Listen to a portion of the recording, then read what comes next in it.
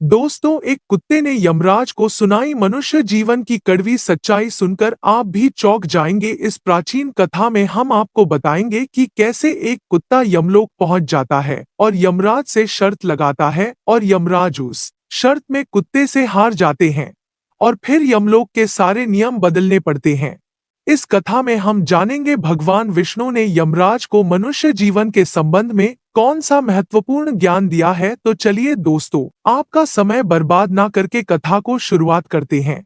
अगर बोलते समय कुछ त्रुटि हो तो क्षमा करना। दोस्तों, प्राचीन काल में मध्य देश में एक अत्यंत शोभायमान नगरी थी। उस नगरी में एक धनवान सेठ रहता था। वह उस सेठ के पास एक लाल रंग का कुत्ता होता है। वह सेठ बहुत लालची और कपटी स्वभाव का होता है, किंतु वह भगवान विष्णु का परम भक्त होता है। वह हमेशा अपने इष्टदेव भगवान विष्णु की पूजा आराधना करता रहता था। फिर एक दिन उस सेठ की भक्ति से प्रसन्न होकर भगवान विष्णु उससे मिलने के लिए पधार हैं और उसे दर्शन देते हैं और कहते हैं, हे वत्स, मैं तुम्हारी भक्ति से अत्यधिक प्रसन्न हूँ। मांगो, तुम्हें जो भी वर चाहिए, तुम्हारी जो भी इच्छा और मनोकामना है, मैं अवश्य पूर्ण करूंगा। वह सेठ भगवान विष्णु से कहता है, हे प्रभु, मैं आपके दर्शन करके धन्य हुआ। प्रभु, मुझे कुछ नहीं चाहिए, मेरे पास आपका दिया हुआ सब कुछ है। फिर वह सेठ एक सादा कागज निकालता है और भगवान विष्णु से कहता है, हे प्रभु, आप इस कागज पर अपने दस्तखत कर दीजिए ताकि मैं दुनिया के लोगों को भगवान के होने का सबूत दिखा सकूं। आजकल दुनिया में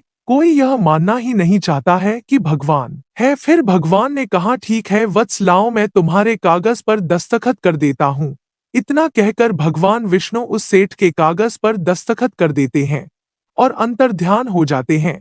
फिर वह सेठ उस कागज को हमेशा अपनी जेब में ही डालकर रखता था ताकि वह दूसरों को भगवान के होने का सबूत दिखा सके। फिर कुछ दिनों बाद उस सेठ का वह कुत्ता मर जाता है, जिससे वह सेठ बहुत ही दुखी हो जाता है। सेठ का कुत्ता मृत्यु के बाद यमलोक में जाने लगता है। फिर यमलोक पहुंचने के बाद वह कुत्ता यमराज के सामने आकर खड़ा हो जाता है। यमराज उस कुत्ते का लेखा जोखा निकालते हैं और कहते हैं, हे श्वान, तुमने तो पशु का जन्म पाकर भी कोई पाप नहीं किया है। तुमने हमेशा अपने मालिक के साथ वफादारी की है, कभी किसी पशु पक्षी आदि प्राणियों को कष्ट नहीं दिया है। तुमने अपने सभी काम बड़े ईमानदारी के साथ किए हैं। हे श्वान, एक कुत्ते का जन्म पाकर भी तुमने कोई भी घृणित कार्य नहीं किए हैं, इसीलिए तुम्हारे सभी जन्मों के पाप अब नष्ट हो चुके हैं।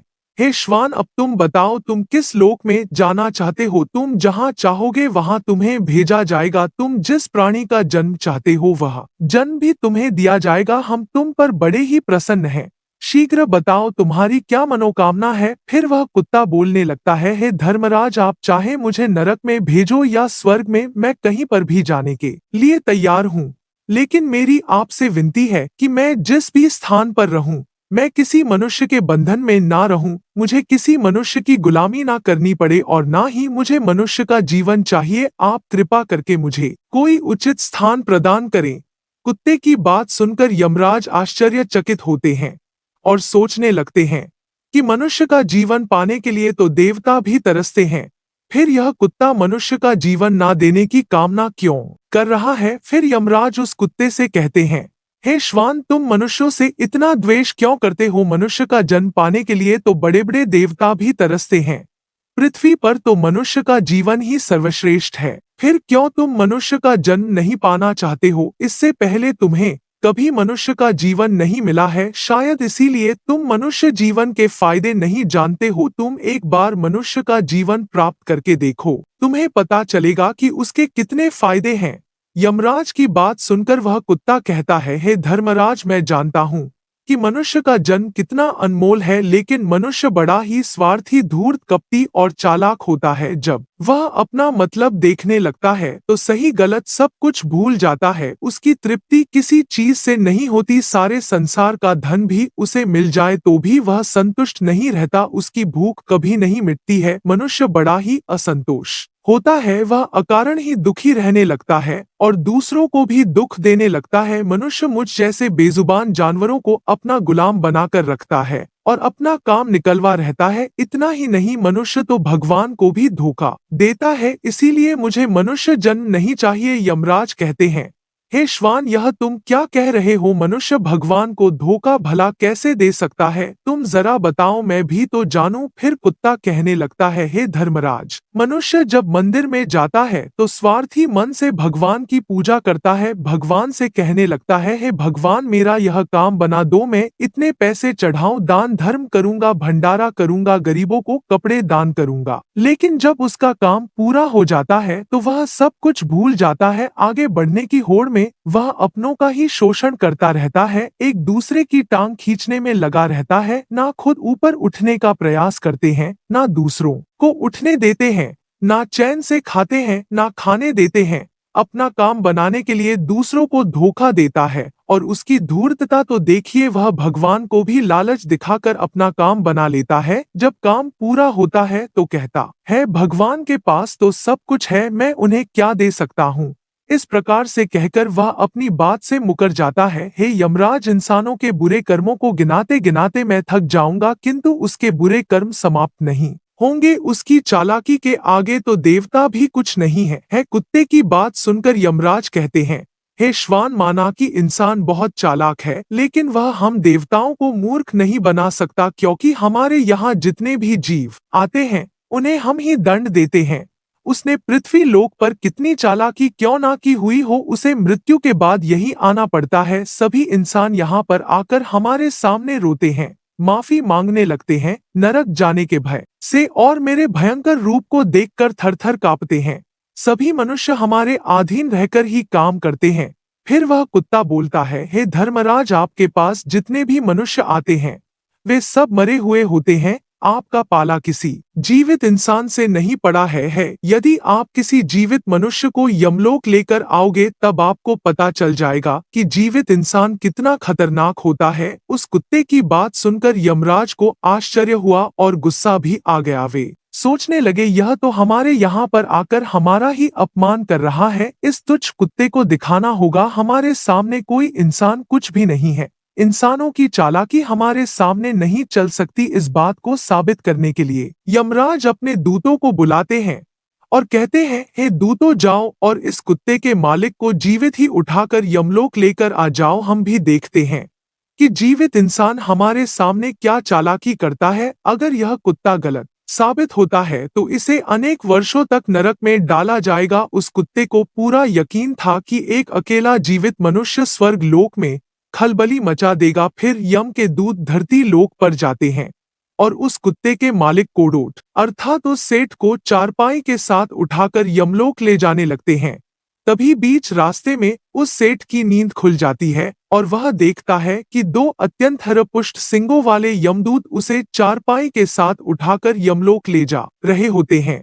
वह सेठ उन यमदूतों से पूछने लगता है, हे यमदूत, क्या मेरी मृत्यु नींद में हो चुकी है? तब यमदूत कहने लगते हैं, नहीं मनुष्य, तुम अभी जीवित ही हो। फिर वह सेठ कहता है, फिर आप दोनों मुझे कहाँ ले जा रहे? मैंने कौन सा पाप किया है? यम के दूत उस सेठ को सारी कहानी बता देते हैं और कहते हैं, तुम्हारे कुत्ते ने यमराज से कहा है कि जीवित मनुष्य बहुत चालाक होता है, इसीलिए इस बात का परीक्षण करने के लिए यमराज ने आपको जीवित ही यमलोक लाने के लिए कहा है। उस सेठ को पूरी बात समझ में आती है और वह कुछ देर तक सोचने लगता है और फिर तुरंत उसकी जेब में रखा हुआ वह कागज निकालता है जिस पर भगवान विष्णु ने दस्तखत किए हुए होते हैं। वह उस कागज पर कुछ लिख देता है और फिर से कागज को अपनी जेब में रख लेता है। यमदूत उस सेठ को लेकर यमराज के दरबार में उपस्थित हो जाते हैं। उस सेठ को देखते ही यमराज जोर जोर से हंसने लगते हैं और सोचने लगते हैं, यह तुच्छ मनुष्य भला मेरा क्या बिगाड़ पाएगा। फिर वह सेठ जाकर यमराज के सामने खड़ा हो जाता है और अपनी जेब से वह कागज निकालकर यमराज को देता है। जब यमराज उस कागज को खोलकर पढ़ने लगते वे तुरंत ही सिंहासन से उठकर खड़े हो जाते हैं और उस सेठ को सिंहासन पर बिठाकर खुद उसके स्थान पर खड़े हो जाते हैं, जिसे देखकर यमराज के सभी दूत चौंक जाते हैं, सोचने लगते हैं, यमराज यह क्या कर रहे हैं? एक मानव को अपने सिंहासन पर बिठा रहे हैं। यह जरूर कोई पहुंचा हुआ इंसान लगता है। वह सेठ अब यमपुरी का राजा बन जाता है। यमराज भी उसका आदेश मानने के लिए विवश हो जाते हैं।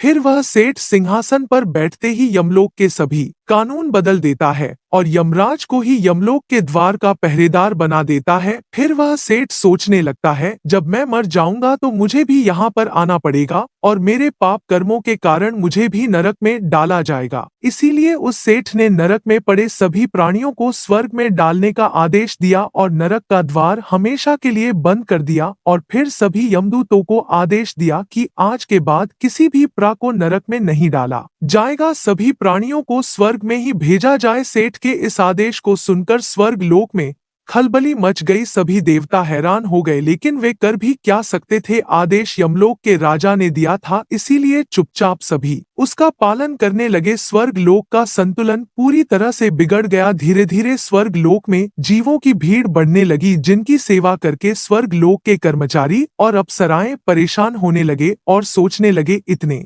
सारे जीवों की सेवा कैसे कर पाएंगे। उधर वह कुत्ता सोचने लगा, यमराज को जीवित मनुष्य को यमलोक में लाना कितना महंगा पड़ गया। सेठ जी ने सब कुछ बदल दिया है, आखिर ऐसा कैसे हुआ। फिर वह कुत्ता अपने सेठ के पास गया और पूछने लगा, सेठ जी आपने यह सब कैसे किया। अब तो आप यमलोक के राजा बन गए हैं, अब मैं सारे जीवन आपका दास बनकर रहूंगा, कृपया आप मुझे बताइए कि आपने यह सब कैसे किया। तब उस सेठ ने धीरे से उस कुत्ते के कान में कहा, जब मुझे पता चला कि मुझे जीवित ही यमलोक ले जाया जा रहा है तो मैंने भगवान विष्णु के दस्तखत किए हुए कागज पर यह लिख दिया कि जिस जीवित मनुष्य को यमराज यमलोक बुला रहे हैं उसे यमलोक का राजा बना दिया जाए, यही मेरा आदेश है। उस कागज पर भगवान विष्णु के दस्तखत देखकर यमराज को लगा कि यह भगवान विष्णु का ही आदेश है, तो उन्होंने बिना विचार की यही मुझे यमलोक का राजा बना दिया। सेठ की बात सुनकर वह कुत्ता बहुत खुश हुआ और सोचने लगा, इंसानी दिमाग चाहे जहां भी रहे खुरापात तो करेगा ही। इधर यमलोक का ऐसा हाल देखकर सभी देवता भगवान विष्णु से मिलने के लिए वैकुंठ चले गए और उन्हें सारी बात बता दी। देवताओं की सहायता करने के लिए भगवान विष्णु तुरंत ही यमपुरी में आ गए तो उन्होंने देखा कि यमराज यमलोक के द्वार पर पहरा दे रहे हैं। फिर यमराज के सिंहासन पर कौन बैठा है। भगवान विष्णु को देखते ही यमराज उनसे प्रार्थना करने लगे और कहने लगे, हे प्रभु आपकी यह लीला बड़ी ही विची है। धरती के एक साधारण मनुष्य को आपने यमलोक का राजा बना दिया और मुझे पहरेदार। भगवान विष्णु यमराज से कहते हैं, हे धर्मराज यह मैंने नहीं किया है, यह तो मनुष्य के चालक दिमाग का कमाल है। यदि तुम जीवित मनुष्य को यमलोक लेकर आओगे तो यही होगा, इसीलिए मैंने मृत्यु के बाद ही मनुष्य को यमलोक लाने का आदेश दिया था, ताकि मनुष्य के सभी दोष और स्वभाव शरीर के साथ नष्ट हो जाएं और केवल उसकी आत्मा ही यमलोक में प्रस्थान करे। किंतु आप तो एक जीते जागते मनुष्य को ही यमलोक उठाकर लेकर आए। यमराज से इतना कहकर भगवान विष्णु आगे बढ़े। फिर जब उस सेठ ने भगवान विष्णु को आते हुए देखा तो वह तुरंत यमराज के सिंहासन से उठकर खड़ा हो गया और बोलने लगा, हे प्रभु मुझे क्षमा करो, मैंने अपने कुत्ते को नरक में जाने से बचाने के लिए और मनुष्य की बुद्धि का बल दिखाने के लिए ही ऐसा किया। मैं आपके द्वारा दिए गए वरदान का दुरुपयोग नहीं करना चाहता था। हे प्रभु मैं आपके दर्शन करके धन्य हो गया, अब मुझे किसी चीज की अभिलाषा नहीं है। फिर भगवान विष्णु मुस्कुराए और उन्होंने उस सेठ को क्षमा कर दिया। फिर वह सेठ धरती लोक पर लौट गया। भगवान विष्णु ने भी यमराज को फिर से यमलोक की गद्दी पर बिठा दिया और वे भी वैकुंठ लोक लौट गए। यमराज फिर से अपने सिंहासन पर बैठ गए। तब वह कुत्ता यमराज से कहने लगा, हे धर्मराज देखिए आपने जीवित मनुष्य की चालाकी, एक जीवित मनुष्य क्या क्या कर सकता है, इसीलिए मैं मनुष्य नहीं बनना चाहता। मनुष्य जब स्वार्थी बन जाता है तो वह अंधा हो जाता है, उसे दोस्त परिवार दिखना बंद हो जाते हैं, लालच में वह धर्म को भी भुला देता है और अनिष्ट कार्य करने लगता है। जब तक वह शास्त्र अनुसार कर्म करता है तभी तक सुखी रहता है और जब धर्म से विमुख हो जाता है तो क्लेश और बीमारियां उसे घेर लेती है और उसका पतन हो जाता है। फिर यमराज उस कुत्ते को क्षमा कर देते हैं, उसे स्वर्ग में भेज देते हैं और यमलोक के बदले हुए कानूनों को फिर से सही कर देते हैं। तो दोस्तों इस प्रकार से एक कुत्ते ने यमराज को मनुष्य के जीवन की सच्चाई बताई है। यह कथा आपको कैसी लगी कमेंट करके जरूर बताएं। अगर यह जानकारी अच्छी लगी तो वीडियो को लाइक जरूर करें और कमेंट में जय श्री कृष्ण जरूर लिखें। साथ ही चैनल को सब्सक्राइब करें। मिलते हैं अगली वीडियो में। आप सभी का धन्यवाद।